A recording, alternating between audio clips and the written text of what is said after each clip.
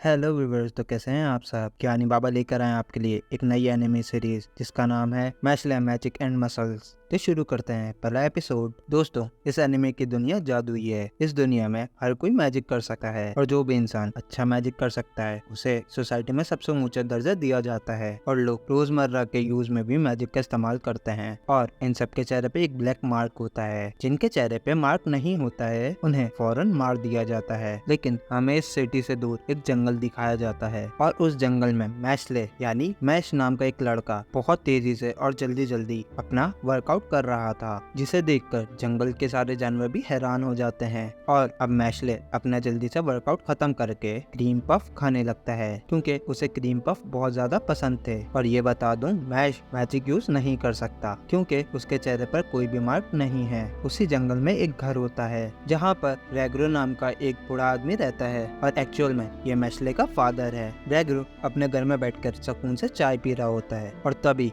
उन्हें door knock करने की आवाज आती है। लेकिन इससे पहले वो डोर ओपन करने के लिए जा पाते, मैश उस दरवाजे को तोड़कर अंदर आ जाता है। रेग्रो उस पर गुस्सा करने लगते हैं, जिसके बाद मैश रेग्रो से माफी मांगते हुए कहता है मैं इसे जल्दी से ठीक कर दूंगा। और तब वो वापस डोर को ठीक करने के लिए जाता है, लेकिन बाहर जाते टाइम वो डोर को पूरा ही तोड़ देता है, जिसके बाद रेग्रो और भी ज्यादा गुस्सा हो जाता है। पर मैश फिर भी उनसे माफी मांगते हुए कहता है आप टेंशन मत लीजिए, मैं इसे भी ठीक कर दूंगा। इसके बाद हम देखते हैं मैश और रेग्रो दोनों ही साथ में बैठ के चाय पी रहे होते हैं और तभी मैशले रेग्रो से सवाल पूछता है आप हमेशा मुझे फिजिकल ट्रेनिंग करने के लिए क्यों कहते हैं और मैं दूसरे लोगों की तरह मैजिक की ट्रेनिंग क्यों नहीं कर सकता। ये सवाल सुनकर रेग्रो एकदम चुप हो जाता है और वो मैश को कोई भी जवाब नहीं दे पाता, लेकिन दिल ही दिल में खुद से कहता है तुम मैजिक की ट्रेनिंग नहीं कर सकते क्योंकि तुम दूसरे लोगों से बिल्कुल अलग हो और तुम जिंदगी में कभी भी मैजिक नहीं कर पाओगे। रेग्रो मैश का सवाल ये कहते हुए टाल देता है मैं तुम्हें बाद में बताऊंगा और रेग्रो वहाँ से उठ के जाने लगता है और मैश से कहता है मैं किसी जरूरी काम से बाहर जा रहा हूँ और तुम्हें मेरे पीछे घर का ख्याल रखना होगा, लेकिन ध्यान रहे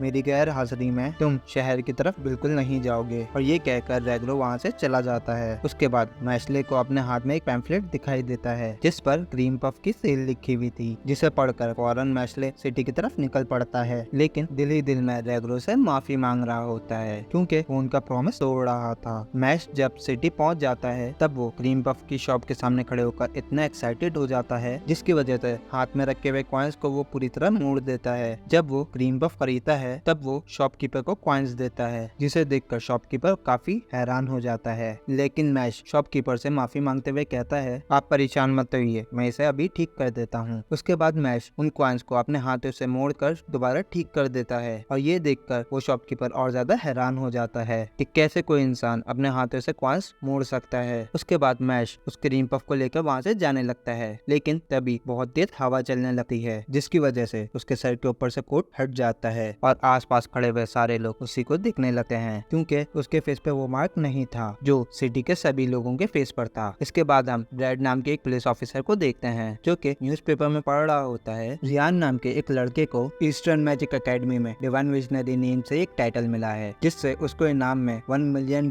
भी मिल चुके हैं और अब वो किसी भी हाई लेवल मैजिशियन की जॉब के लिए अप्लाई कर सकता है। ये देखकर ब्रैड को काफी ज्यादा जेलेसी महसूस होती है क्योंकि उसने अपनी जिंदगी के इतने साल सिर्फ पुलिस ऑफिसर की नौकरी करने में ही निकाल दिए थे, जबकि उसे अपने हिसाब से बड़ी नौकरी चाहिए जहाँ पर उसे खूब ज्यादा पैसे मिल सके। उसके बाद हम देखते हैं ब्रैड ने किसी चोर को पकड़ रखा है और वो उसे सजा देने के लिए जा रहा होता है। अब इससे पहले ब्रैड उस चोर के साथ कुछ कर पाता, उसे अचानक एक कॉल आ जाता है। जब वो कॉल उठाता है तो सामने से कोई कहता है कि शहर में एक लड़का घूम रहा है जिसके फेस पे कोई मार्क नहीं है। ब्रैड ये बात सुन के काफी हैरान हो जाता है और अब वो सिटी की तरफ निकल जाता है। उधर हम देखते हैं मैश उस सिटी से बाहर निकलने की कोशिश कर रहा था, लेकिन तभी वो एक पुलिस ऑफिसर से टकराता है और उसके क्रीम पफ की क्रीम उस ऑफिसर के यूनिफॉर्म पर लग जाती है, जिसकी वजह से वो ऑफिसर गुस्सा हो जाता है और वो मैश के क्रीम पफ को दूर फेंक देता है और वो मैश पर चिल्लाता है कि उसकी यूनिफॉर्म कौन धोएगा। और तब मैश उस ऑफिसर का यूनिफॉर्म उस समय फाड़ देता है और कहता है आप परेशान मत होइए, मैं इसे धोकर आपको वापस कर दूंगा। और तभी वहाँ पर ब्रैड भी पहुँच जाता है। जब उसकी नजर मैश पे पड़ती है तब वो भी हैरान हो जाता है क्योंकि उसके फेस पे सच में मार्क नहीं था और इससे पहले वो मैश से कुछ पूछ पाता और तभी रेगरो वहाँ आता है और मैश को उठा के वहाँ से भाग जाता है और ब्रेड जल्दी से अपनी जादुई छड़ी घुमाकर एक बर्ड क्रिएट करता है और उसे मैश और रेगरो के पीछे लगा देता है। तब घर पहुँचने के बाद रेगरो मैश पे काफी गुस्सा करने लगता है, लेकिन मैशले उससे माफी मांगते हुए कहता है मैं आज के बाद कभी भी आपकी परमिशन के बगैर सिटी की तरफ नहीं जाऊंगा। रेगरो उसे माफ कर देते हैं और कहते हैं तुम्हें पनिशमेंट के तौर पर सुबह की ट्रेनिंग फिर से करनी होगी और वो फिर से जंगल की तरफ चले जाता है। यहाँ पर रेगरो उसी जादुई बर्ड को खिड़की से बाहर देखता है जिसे ब्रेड ने उनके पीछे लगाया था, लेकिन उससे पहले वो कुछ कर पाता वहाँ पर एक धमाका हो जाता है और हम देखते हैं ब्रेड अपने 2 पुलिस ऑफिसर के साथ मैश को वहाँ पकड़ने आया था और दूसरी तरफ मैश जंगल में अपनी ट्रेनिंग जल्दी जल्दी कर रहा था, जिसे देखकर पास खड़ी गिलेरी भी देखकर हैरान हो जाती है। उसके बाद मैश वापस अपने घर आने लगा है क्योंकि उसे क्रीम पफ खाना था, लेकिन मैश जैसे ही अपने दरवाजे की तरफ पहुंचता है तब उसे अपने घर के अंदर से आवाज आने लगती है। घर के अंदर ब्रेड ने रेगरो को पकड़ लिया था। ब्रेड कहता है तुम मुझे उस लड़की का पता बता दो जिसके फेस पे कोई मार्क नहीं है, क्योंकि हमें उसे खत्म करना है। जिन लोगों के चेहरे पर मार्क नहीं होता वो लोग कभी भी जादू नहीं कर सकते और इस दुनिया में रहने के लिए सबको जादू करना जरूरी है और जिसको जादू नहीं आता उसे खत्म कर दिया जाता है। और ब्रेड रेगरो से कहता है अनमार्क्ड इंसान को छुपाना भी कानूनी जुर्म है जिसके लिए मैं तुम्हें गिरफ्तार भी कर सकता हूँ, लेकिन फिर भी रेगरो ब्रेड को कुछ नहीं बताता। ब्रेड काफी ज्यादा गुस्सा हो जाता है और तब रेगरो को अपना पास्ट याद आने लगता है कि कैसे बचपन से लेकर जवानी तक उन्हें सिर्फ ताने मिले क्योंकि वो जादू यूज करने में काफी कमजोर थे। यहाँ तक उनके मॉम डैड भी उन्हें पसंद नहीं करते थे और उनके दोस्त भी उनसे नफरत करते थे। वो जिस भी जगह काम करने के लिए जाते थे वहाँ पर उन्हें सिर्फ ताने मिलते थे और उनकी पूरी जिंदगी सिर्फ लोगों से माफी मांगने में ही चली गई और इसी वजह से वो एक दिन टावर से छलांग लगाने की सोचते हैं और तभी उन्हें एक बच्चे की रोने की आवाज आती है और जब रेगरो उस बच्चे को उठाकर देखते हैं तब वो ये देख के काफी ज्यादा हैरान हो जाते हैं कि उस बच्चे के चेहरे पर कोई भी मार्क नहीं था और शायद इसलिए उसके माँ बाप इस बच्चे को फेंक गए होंगे और वो बच्चा कोई और नहीं मैशले ही था। रेगरो उस बच्चे को अपनी पूरी जिंदगी भर पालने का सोचते हैं और उसे इंसानों से दूर रखकर बड़ा करते हैं। तब सीन शिफ्ट होकर वापस प्रेजेंट में आता है और रेगरो को पता चलता है मैश दरवाजे के बाहर ही खड़ा है, इसीलिए वो उसे चिल्लाकर वहाँ से भागने के लिए कहते हैं यहाँ से फौरन भाग जाओ।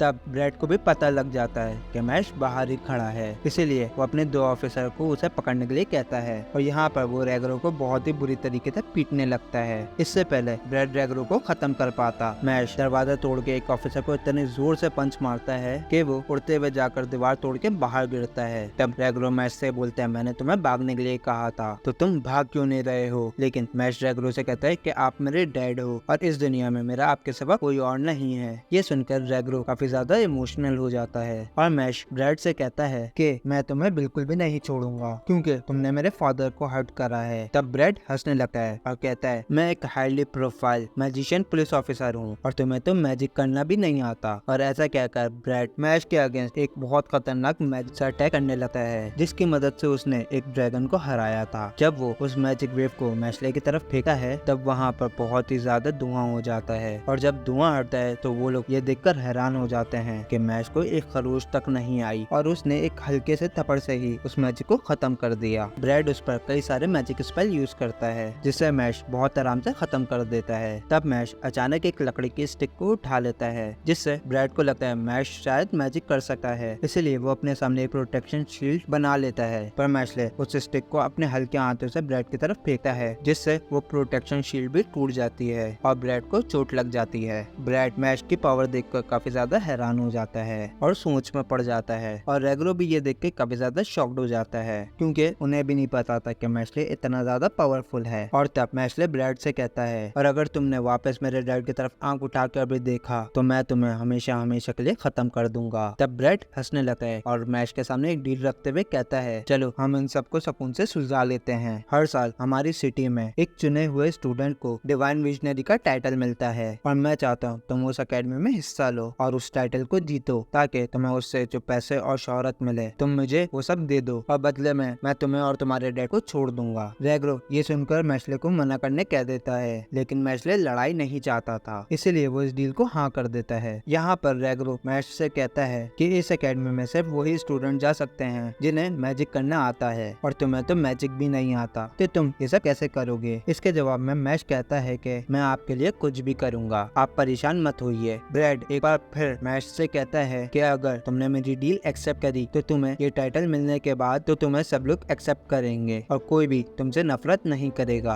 लेकिन अगर तुमने मेरी डील को रिजेक्ट करा तो मैं ऐसे ही पूरी जिंदगी तुम्हारे पीछे पड़ा रहूंगा। मैश के सामने कोई और ऑप्शन बचा ही नहीं था, इसलिए वो डील एक्सेप्ट कर लेता है। ये देखकर रेग्रो एक बार फिर इमोशनल हो जाते हैं। अगले दिन हम देखते हैं मैशले उस एकेडमी की तरफ ही जा रहा था ताकि वो उसमें एडमिशन ले सके, और वो जाते जाते खुद से कह रहा था मैं अपने पापा के साथ पीसफुली रहने के लिए कुछ भी कर सकता हूँ और इसके लिए मैं अपने हाथों का ही इस्तेमाल करूंगा। और इसी के साथ पहला एपिसोड खत्म हो जाता है। अगर आपको ये वीडियो अच्छी लगी हो तो वीडियो को लाइक और चैनल को सब्सक्राइब जरूर करिएगा।